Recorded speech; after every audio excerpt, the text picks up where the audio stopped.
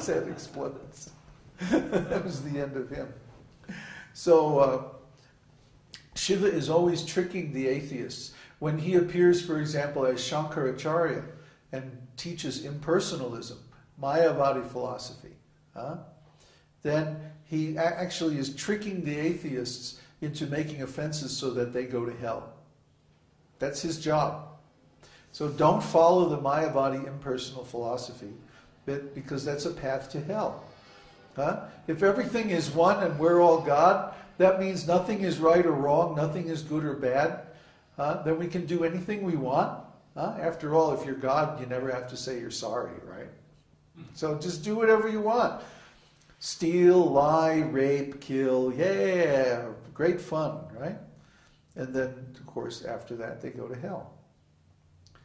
So we see among the Mayavadis, the impersonalists, they have no standard of morality. They have no standard of conduct, no idea of right and wrong. And because of this, they go to hell.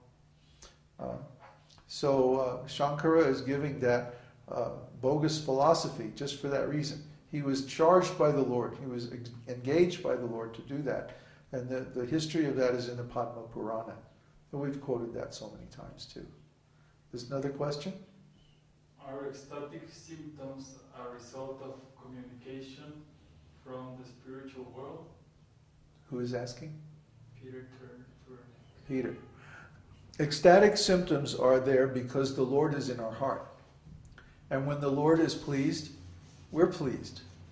And when the Lord is really pleased, then we get ecstatic symptoms. You know, it's like there's one thing, one level of pleasure is when you get what you want. But an even higher level of pleasure is when somebody loves you, isn't it? So when we follow the external rules and regulations of religion, then it's like Krishna is getting what he wants. He's getting what he asked for. Please do this. Don't eat meat. Don't have illicit sex. Don't take intoxication, like that. So when we follow those external rules and regulations, he's pleased, you know, at least somewhat. But when we really start to appreciate him, and we really start to understand him and love him, then he's really pleased. And when Krishna is really pleased, then we experience ecstatic symptoms because of overflowing joy. There's so much happiness that we can't contain it. Like crying uncontrollably? Like crying, laughing, dancing, singing, losing the voice, or becoming stunned. So these are all ecstatic symptoms that come from chanting the holy name. And as we become advanced in chanting more and more, these symptoms manifest in our hearts. That's how we know. In fact, there's a nice song, Gauranga bolite habe pulaka sharir, Hari Hari bolite nayane babe nir, which means, when will that day come when, simply by chanting the holy name of Lord Gauranga, I'll feel shivering in my body and I'll get goosebumps all over?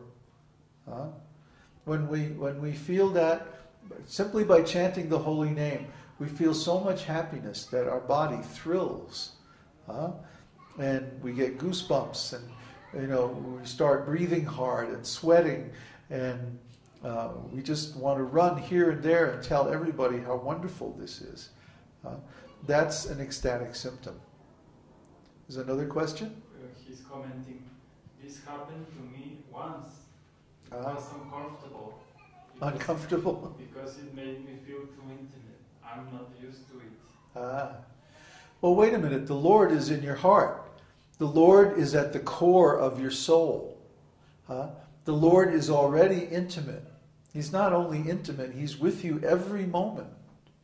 He knows everything you're doing, everything you're thinking, the physiological state of your body, the mental state of your mind and intelligence. He knows everything. He's already our most intimate friend. He goes through everything with us, 24 hours a day. So what do you mean intimate? You're afraid of intimate? It's too late. Yeah, I mean, the Lord is already our most intimate friend. Nobody in this material world can know you as intimately as the Lord. So don't worry about it. It's a good thing. Huh? Don't try to hold it back or stop it or anything like that. If it happens, just enjoy it. Another question? Connor is asking, today's fast, we can eat sesame seeds. Anything else? Ekadashi? Well, Ekadashi means basically we try to minimize the demands of the senses as far as possible, and especially the tongue. So on Ekadashi, if we can fast completely, that's the best thing. If we can't do that for whatever reason, then just eat fruits and vegetables. Sesame seeds are good on Ekadashi. Actually, any kind of seeds. Sesame seeds, sunflower seeds, quinoa. There's that that's grown in South America. Amaranth, sometimes it's called quinoa. This can be eaten. Any kind of vegetables, any kind of fruit, any kind of milk products. So actually, there's a lot of things that we can eat on Ekadashi. And yesterday we had a wonderful Ekadashi. It was in Mexico. We celebrated Ekadashi yesterday because of astrological reasons. It is on different days in different locations in the world. So yesterday we were doing Ekadashi. We had papaya and yogurt milkshakes and banana. And like that. So it wasn't really too austere, but it was a nice fast. Anything else? Can I draw Lord Chaitanya like Krishna with muscular features, arms that come down to the knees, etc.? Yes. In fact, Lord Chaitanya looks exactly like Krishna, except he's golden color instead of bluish. Isn't it exactly like Radha?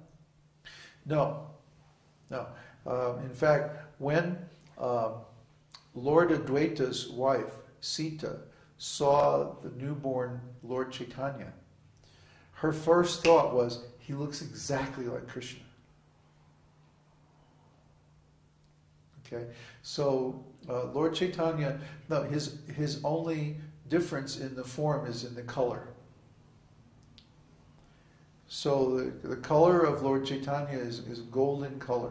Like Srila Prabhupada, remember that one picture that, who was it, Krishna Prapti posted? Or somebody posted this wonderful picture of Prabhupada with this golden color. That's the color of Lord Chaitanya. He looks just like molten gold. Just like Lord Krishna, his color is of a new monsoon cloud full of rain. You know how a cloud looks just before it's going to rain? That kind of dark blue, grayish kind of color. That's Krishna's color. So these pictures are not accurate we normally see? That's right. Most of the pictures we see aren't very accurate because they're using some human model. And Krishna's form is superhuman. Nobody can explain how beautiful his form is. His form is like the ideal form, you know. Like I wrote on the news group, it's similar to the form of Jesus in Michelangelo's Pietà. The form of Jesus he uses is just so extremely attractive. It's very similar to Krishna's form. That same type of physiology. So Krishna at 16 is like the epitome of fresh youth. He's so attractive. You know? He asks like superhero-ish? Not exactly superhero-ish. The superheroes, they tend to overemphasize the musculature, like Superman and like that. They make them Subtle too... superhero. What's that? Subtle superhero. Subtle superhero. They make him they make those superheroes look like they're all muscle, you know. But Krishna is more, it's hard to explain. More rasa. It's like he's thin, but he's muscular. Remember, Krishna is most attractive to young ladies. So the very same qualities that young ladies find attractive, you'll find those in abundance in Krishna. Long, black, curly hair, and very beautiful features of the entire body, and very cute. He's always posed in a certain way. It's like a very attractive way of standing. You know, he has an attitude. That's the thing that I think a lot of painters miss about Krishna, is that it's not just his form, it's also his attitude that's very attractive and beautiful. Very poetic. Like the most beautiful